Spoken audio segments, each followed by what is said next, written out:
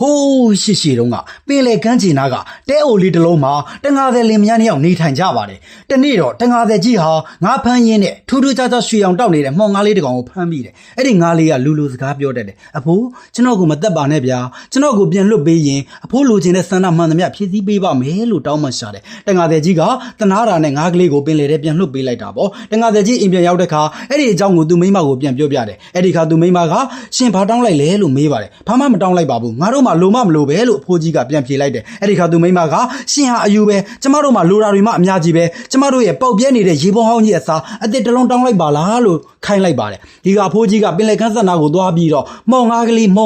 လို့ခေါ်လိုက်ပါတယ်ပြီးတော့ငါရေပုံတစ်တလုံးလိုချင်တယ်လို့တောင်းလိုက်ပါတယ်ဒီကရေပုံတစ်ကြီးတလုံးချက်ချင်းရောက်လာခဲ့ပါတယ်အဲ့ဒီကအဖွားကြီးကဒါအပြင်ရှင်ဘာတောင်းလိုက်သေးလဲလို့မေးပါတယ်ဘာမှမတောင်းပါဘူးငါတို့မှလိုမမလို့ပဲလို့အဖိုးကြီးကပြန်ဖြေလိုက်တယ်ဒီကအဖွားကြီးကရှင်ဟာအယူပဲကျမတို့မှလိုတာတွေမှအများကြီးပဲကျမတို့ရဲ့တဲစုပ်လေးအစားလှပတစ်လွင်နဲ့အင်တကြီးတလုံးတောင်းပေးပါအောင်လို့ထက်ခိုင်းပြန်တယ်အဖိုးကြီးကလည်းမောင်ငါးလေးစီမှာသွားတောင်းပေးလိုက်တော့အဖွားကြီးစန္ဒပြေဝပြီးတင့်တယ်ခန္ဓာတဲ့အင်တကြီးတလုံးပိုင်ဆိုင်လိုက်ရပါတယ်ဒါပေမဲ့လည်းအဖွားကြီးကဒီလောက်နဲ့အားမရသေးပါဘူးဒါအပြင်ရှင်ဘာတောင်းလိုက်သေးလဲလို့အဖိုးကြီးကိုမေးပါတယ်ဒီကအဖိုးကြီးကဘာမှမတောင်းမလိုက်ပါဘူးငါတို့မှလိုမမလိုပဲလို့ပြန်ဖြေလိုက်ပါတယ်ရှင်ဟာယူပဲကျမတို့မှလိုတာတွေမှအများကြီးပဲငါ့ကိုနန်းတော်ကြီးနဲ့ဘင်းမကြီးဖြစ်အောင်လုပ်ပေးလို့ထက်တောင်းခိုင်းလိုက်ပါတယ်အဖိုးကပင်လယ်ကန်းဆက်ကိုနောက်တစ်ခေါက်ပြန်သွားပြီးတော့မောင်ငါးကလေးလို့ခေါ်လိုက်ပါတယ်ပြီးတော့ငါမိမကိုနန်းတော်ကြီးနဲ့ဘင်းမကြီးဖြစ်အောင်လုပ်ပေးလို့တောင်းလိုက်ပါတယ်ဒီကမောင်ငါးကလေးကအဖိုးတောင်းဆိုတာတွေကိုဖြည့်ဆည်းပေးလိုက်ပါတယ်ဒါပေမဲ့လည်းအဖွားကြီးရဲ့လောဘကဒီလောက်နဲ့ရက်မသွားပါဘူးဒါအပြင်ရှင်ဘာတောင်းလိုက်သေးလဲလို့မေးပါတယ်ဒီကအဖိုးကြီးကဘာမှမတောင်းလိုက်ပါဘူး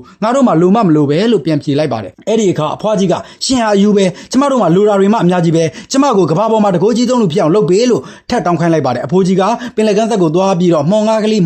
လို့ခေါ်လိုက်ပါတယ်ပြီးတော့ငါမိမကိုကဘာပေါ်မှာတကိုးကြီးသုံးလို့ဖြစ်အောင်လုပ်ပေးလို့တောင်းလိုက်ပါတယ်ဒီကမောင်ငါးကလေးကအဖိုးတောင်းဆိုတာတွေတိတ်များနေပြီလို့ပြောပြီးအဝေးကိုကူးခတ်သွားပါတော့တယ်တငါသည်ကြီးအိမ်ပြန်ရောက်တဲ့ခါမှာတော့ကြီးကျယ်ခမ်းနားတဲ့နန်းတော်ကြီးမရှိတော့ဘူးဘယင်မဝစ်စုံလည်းမရှိတော့ဘူးသူမိမဟာအရင်ကလိုပဲဟောင်းနှွမ်းနေတဲ့တဲအိုလေးရှိမှပေါက်ပြဲနေတဲ့ရေပုံဟောင်းကြီးကိုကင်ပြီးငိုင်းတိုင်းထိုင်နေတာကိုပဲတွေ့ရပါတော့တယ်ဒီပုံမြင်လေးရဲ့ရည်ရွယ်ချက်ကတော့အလိုကြီးအရာနဲ့လောဘကြီးလွှင့်ရင်ရှိတာလေးပါဆုံးရှုံးတတ်တယ်ဆိုတဲ့သင်ခန်းစာကိုရရှိပါတယ်ခင်ဗျာ